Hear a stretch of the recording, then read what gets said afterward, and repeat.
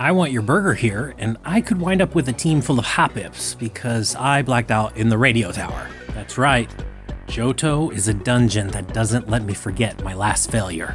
Welcome to the Pokemon Roguelike Crystal Experience Season 3. Team Rocket admins proved Johto to be a dungeon with some intense gauntlets. Therefore, this save file becomes scarred. Hijack frequency can prove to be disruptive, but maybe a bit more devastating than its counterparts. It will fill up my team and then punish me for it. Alright, it's daytime on Route 29. Time to see what we have to catch.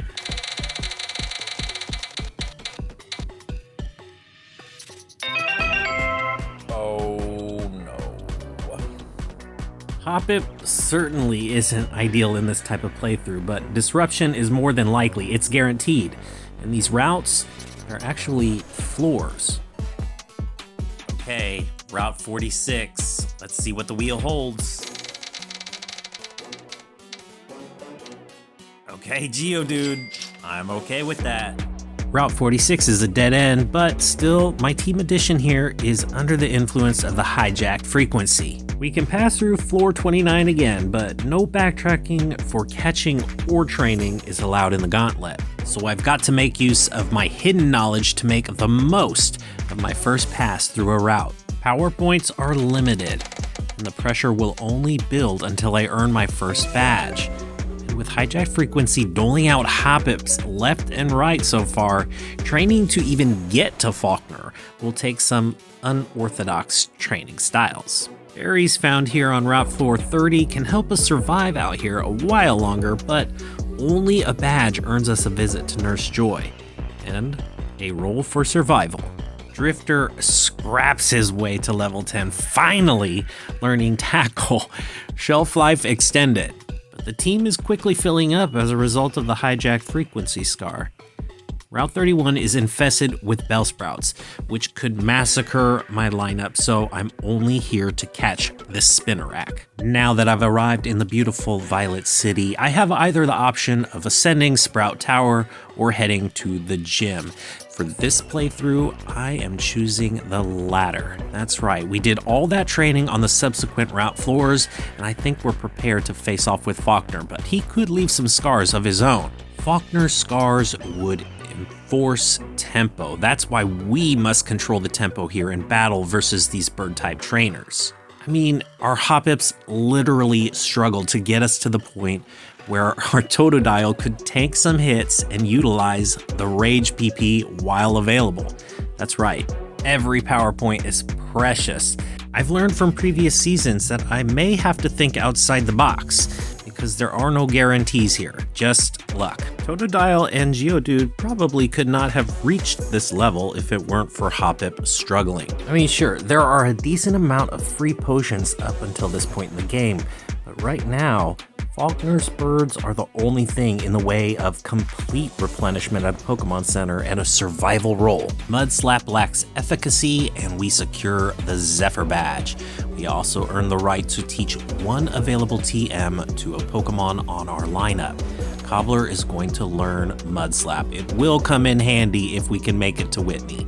But first, we have to trek up the Sprout Tower, and that means the hijack frequency takes the wheel again and mandates we catch a Rattata. I'll catch the Rattata and nab the Flash HM, but now the team is full, and that means each badge is starting to trigger the Signal Jammer. I'll have to spin this wheel and release a Pokemon to open up a slot on the team before the next floor route is accessed. This run will continue to spiral out of my control until I clear Team Rocket out of the radio tower after badge 7. Dandy gets released and room is made for a Hoot Hoot encountered on route floor 32. Hoot Hoot is not terrible if it survives long enough to evolve, and its move Foresight could help us if we reach Morty, but the Jammer will jeopardize any non-starter Pokemon on my lineup until the scar is cleansed. In other words, I shouldn't get too attached to anyone on the team until then. Regardless, we need to train and prep here on Route 432 before progressing. This leg of the gauntlet includes a delve into the Slowpoke well before accessing Bugsy, and as you can see, power points are starting to run dry. But by utilizing chip damage from poison on non-lethal targets and focusing on experience from trainer battles, should carry us to Azalea Town fairly quickly and with little problem. Furthermore, the next Sinister broadcast won't be heard until Route 35, so there's little more to do in Union Cave, and what better place to train my Totodile. Pikers and Fire Breathers make good fodder here, and we obtain our first evolved Pokemon. It's good to arrive in Azalea Town because we have some rewards at stake, but Kurt's auto-healing will override a Pokemon Center visit even if we beat Bugsy. However, we will once again roll for survival if we do win. Of course, we have to face off with Team Rocket first, and showcase Geodude's utility as a wall. If we lose this thing to a jammer spin, the team might actually start falling apart. The experience gained in Slowpoke Well is greatly needed in preparation for the battles ahead, but will it go to waste on this Geodude? The radio tower continues to haunt us, but Cobbler manages to survive that poison, level up, and helps us chase Team Rocket out of Slowpoke Well. Means it's time to head back to Kurt's, heal up, grab the item out of the box that Mom bought us, and head off to face Bugsy. Mom's gifts are random, but this super potion is great because we won't get time with Nurse Joy after the Hive badge. Now, I was feeling confident we would win, so it wasn't a new scar that I was concerned about. It was the consequences of winning. Unfortunately, with a full team, I know we can't avoid the jammer, so while Bugsy's scars are an unlikely outcome for us, progress is still gonna be punished. On the bright side, our team is fresh off a rest at Kurt's place, so Bugsy is no match for the current lineup, and we claim badge 2 and roll for survival. We're gonna claim a paralyze heal by choice here. Unfortunately, Doom is back. Yes, that's right, the jammer forces us to release Archer, our Spinarak. It wasn't much use up until this point, but we are currently down one team member until Route 35. Now that open slot on the lineup is a liability. It could make or break us, but first I must prove my team's current capacity against my rival at the entrance of Ilex Forest. And losing to the rival results in a 2-stage scar. Rival scars were designed to punish patternistic play. Unfortunately for my rival, my team's a solid matchup with just enough type coverage, and we are free to press deeper into the dungeon that is Johto. Team Rocket propaganda will force a snubble onto the team before our next big threat, Whitney. But before catching one, we'll need to make use of all the Metapod here inside Ilex Forest in order to train up our team for the battles ahead. That said, I've got a long ways to go until I reach Goldenrod City, so I'm going to manage my power points carefully here and stretch out as much experience as I can across the team in order to obtain the next 2 evolutions. Skip Plume will join the team as a 2nd stage evolution, and Wise will evolve into Noctowl before we reach Route 34. It's time to jump into the grass and find that Snubble. Let's add it to the team. Route 434 presents as the last opportunity for training before crossing the threshold into Goldenrod City, so I'll face off with all the trainers possible here and grab any and all useful items as well. Wild encounters here offer little more than stress on my PowerPoint reserves and unnecessary damage. Whitney's Miltank is a literal run killer, and I can't risk overtraining now because losing to Whitney has effects of its own. In fact, losing to Whitney could mean the viewers vote on the next starter, for example, or leave an all-male lineup, love written. All of Whitney's potential scars would make Miltank's moveset twice as annoying, and trust me, it does not need any help. I don't plan on getting too gutsy in here, and seeing as there is only one mandatory battle in the way, I should have enough power points to face Whitney. Progress is pain. If I lose, a new scar will stack with hijack frequency, but if I win, it looks like another jammer will be triggered. The team is full yet again. Whitney's Clefairy is mostly benign, but can metronome a Fisher by chance. Yes, it almost took me out before, but it doesn't take too much physical damage to fall. Sing makes this thing deadly though. A Up to this point in the game, there are extremely few curatives for sleep. And did I mention we can't use items during battle? But what's worse than sleep is the move Attract. This thing can stop your Pokemon in the name of love up to 50% of the time. That's worse than paralysis. Miltank forces my hand with Attract, and I phase in Noctowl to attempt landing Hypnosis. Unfortunately, Rollout isn't the only move to be afraid of. Wise goes down trying to prevent a rondo of rollouts. I gamble with Drifter, our newly evolved Skiploom, to paralyze this thing in hopes of taking it down, but it's looking like it's gonna be a close call if I don't lower this thing's accuracy. Fortunately for me, the paralysis sticks, and a magnitude of 8 takes this beast down. All tears here from Whitney. The Flame Badge means we can heal up and deposit our fainted, but we also roll a 2, meaning we immediately revive Wise, thus setting off the jammer once again. This means we lose Rattata, and it opens up a slot for the next team member found on Route 35, a Ditto. This is absolute craziness. I cannot believe it. Ditto can only transform 5 times without the use of restoratives or visiting a Pokemon Center, and this is bad news for me, especially because I don't have that much time to prepare for the next leg of the gauntlet, and it's starting to get serious here in Johto. There are hosts of trainers between Whitney and Morty. It's all calculated risk at this point. Not all battles on the road to Ecruteak are mandatory. However, skipping too many trainer battles could result in incurring another scar. The radio tower already set me up with this Ditto. Either it's going to be a great upset or the GOAT, I don't know. Side note, thanks for tuning in. I'm having a lot of fun archiving these adventures here with you, so don't forget to subscribe if you want to see more hijinks here in Johto and beyond. Alright, let's get back into it. Time to progress to Route Floor 36. There isn't much in the way of trainers here, but I'll take advantage of any and all experience I can get my hands on at this point. PowerPoint reserves are looking pretty good right now, but we are taking some serious hits. My pack is running light, but fortunately I know of a hidden hyper potion in Ecruteak City. That means I'm gonna skip the next few trainer battles by avoiding them, and with a little luck, success, I can sneak right into Ecruteak City. I've got to prepare for the mini gauntlet inside the dance studio.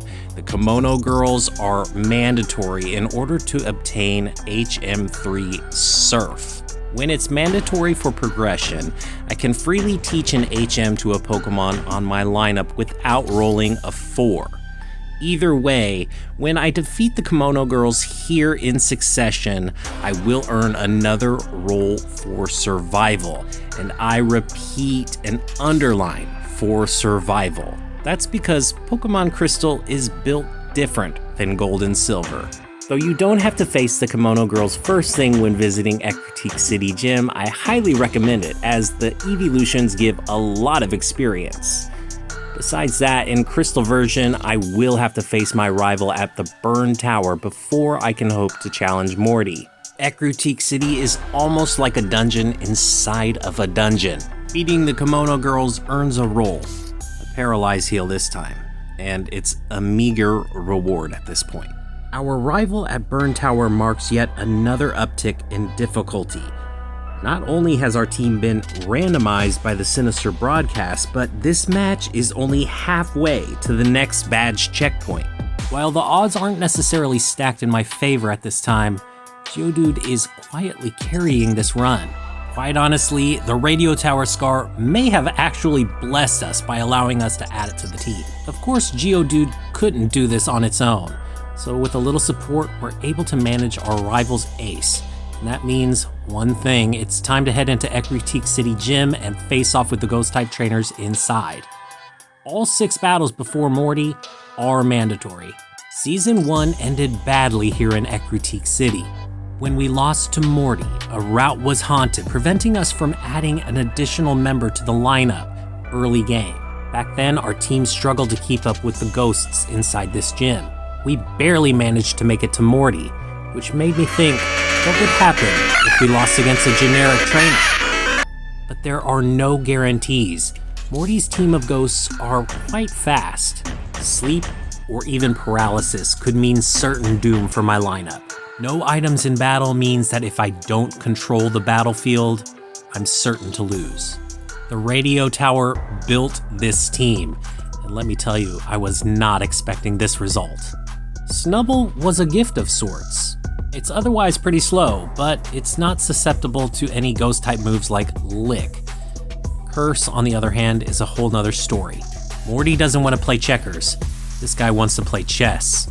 As long as my switch outspeeds him, I can bait curse after curse, but Gengar is another story. Its moveset is a bit different. I have no resistance to a combo of Hypnosis and Dream Eater, and I'm forced to switch.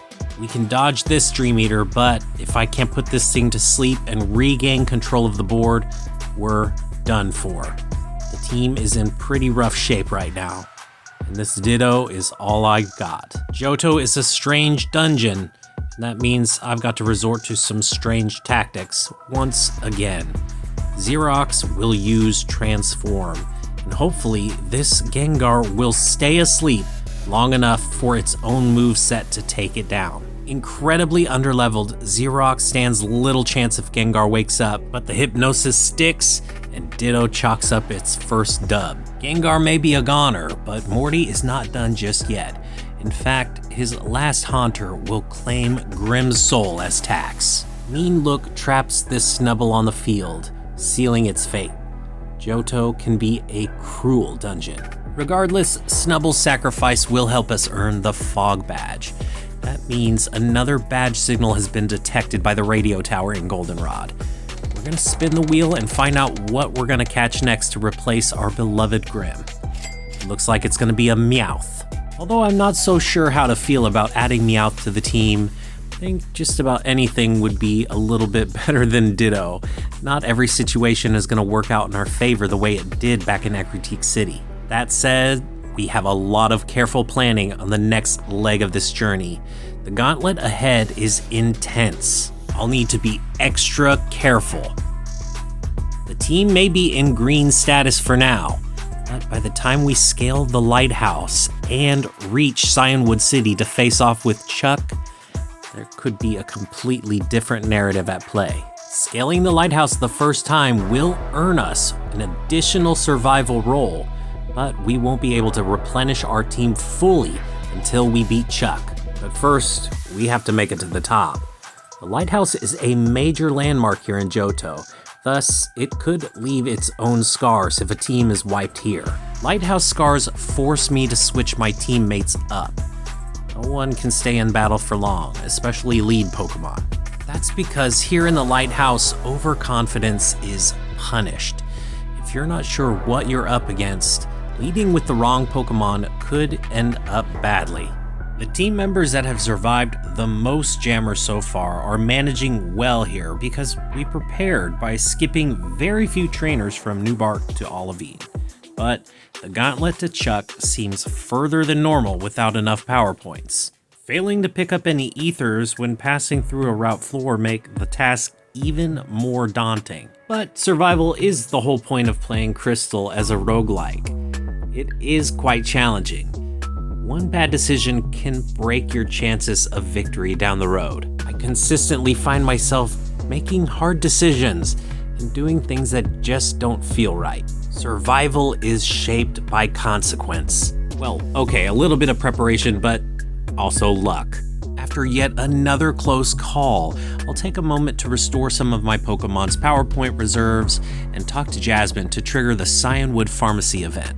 On the way back down, I'm sure to grab any more helpful items, including that rare candy, and challenge the last few trainers here at the lighthouse before setting off across the high seas to Cyanwood City.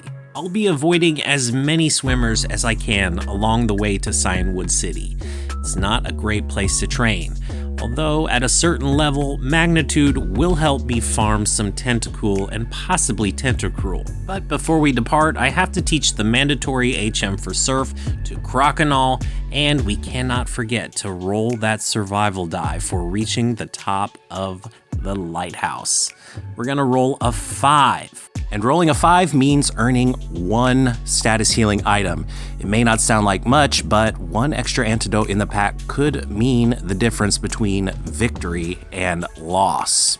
Grinding a few extra levels before Cyanwood City Gym will not be easy. After descending the lighthouse, I certainly hoped to roll for some extra potions, but unfortunately that's just not the case this season. To make things worse, I'm running low on power points. Hypnosis will be crucial in the battles ahead, but unfortunately from time to time you attract some unwanted attention.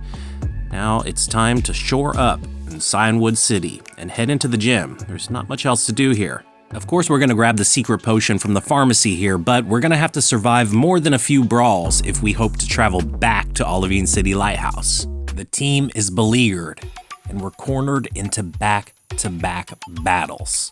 Cyanwood City has me praying for RNG. Wise is our only hope here, and we're running critically low on power points and HP. It's looking pretty grim at this point. Surely we farmed enough Tentacool before beaching here outside Chuck's gym. This Noctowl was switch trained quite a bit, but unfortunately, Cobbler could only take so much of a beating out there. I ended up using all my antidotes, but it's too late now. We can't return to a route floor in the dungeon of Johto. We have no choice but to confront Chuck. Wise is hanging in there, but Hypnosis is not incredibly accurate, and this is a humongous problem for us. Wise is the only Pokemon on the lineup with any type of effectiveness against these beefy Pokemon, and I gotta say, I'm getting very lucky, but how far can we stretch that luck? This gauntlet of trainers inside the Cyanwood City Gym are a proving ground. If the team gets wiped and Chuck wins here, our Pokemon may not have the upper hand in combat next season. Chuck's scars would bruise my ego and scar next season. Even if we don't get wiped here, I expect more than a few casualties. My lineup is extra sensitive to fighting type moves, so I don't have many options. The hijack frequency forever altered my fate from the get-go. Cobbler is the first to go down. Ironically, the scar incurred last season at the radio tower and the rocket signal it carries gives and takes. Cobbler was one of the first rocket-mandated catches, back on Route 46. And our Noctowl Wise fell to Whitney's Miltank, was once revived from permadeath thanks to a survival roll. One by one, my team members go down, and late additions just weren't up to snuff. The radio tower scar was quickly bringing an end to an incredible arc so far in Season 3. I want your burger. Thanks for joining, and be sure to subscribe if you want to see how this scar affects next season. Thanks so much.